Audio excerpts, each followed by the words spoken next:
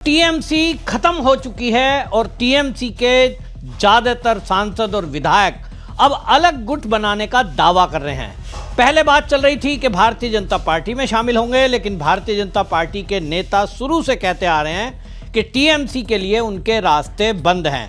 ऐसे में टीएमसी, जो कि अभिषेक बनर्जी की दादागिरी, हैंकड़ी और भ्रष्टाचार से परेशान थे, उन्होंने ये तय कर लिया कि अभिषेक बनर्जी के साथ वो नहीं रहेंगे और ममता बनर्जी को भी वो किसी पद पर रखने के बजाय केवल अपना संरक्षक रखने के पक्ष में थे। अब एक अलग गुट जो पहले विधायकों का हुआ था ऋतुव्रत के बनर्जी के नेतृत्व में, अब इसके बाद सांसदों का जो गुट आपने देखा कि किस तरह से काकोली घोष के नेतृत्व में अलग था। अब ये हो गया कि भाई कुछ विधायक और कुछ सांसद तो ममता बनर्जी के साथ ही हैं, जिसमें कल्याण बनर्जी, ये ढेरे ऐसे थे जो बार बार ये दावा कर रहे थे कि हम तो ममता बनर्जी के साथ ही हैं।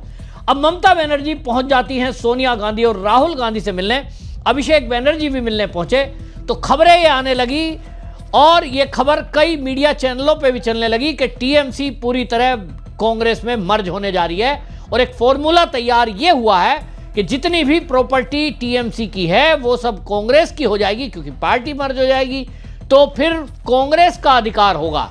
ये अरबों रुपए की जो प्रॉपर्टी बंगाल में है, क्योंकि बंगाल के अलावा तो कहीं टीएमसी के ऑफिस है नहीं, इनके पास जो भी प्रॉपर्टियां हैं वो अरबों रुपए की आज की डेट में है।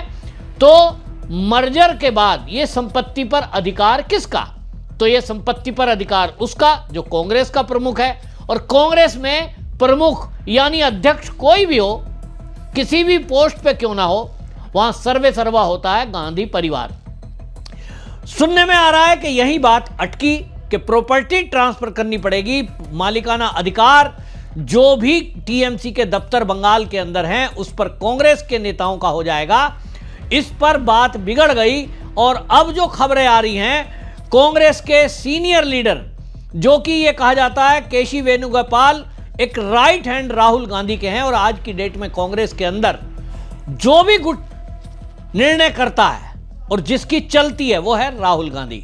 तो राहुल गांधी का गुट और उन्हीं का राइट हैंड केसी वेणुगोपाल, जयराम रमेश बराबर में बैठे हैं। और मीडिया को संबोधित करते हुए केसी वेणुगोपाल से जब ये पत्रकारों ने पूछा कि भाई टीएमसी में, ये जो टीएमसी है कांग्रेस में विलय होने की खबरें चल रही हैं, उन्होंने कहा यह बिल्कुल खबर निराधार है और ये अफवाह है, ऐसा कुछ भी नहीं होने जा रहा।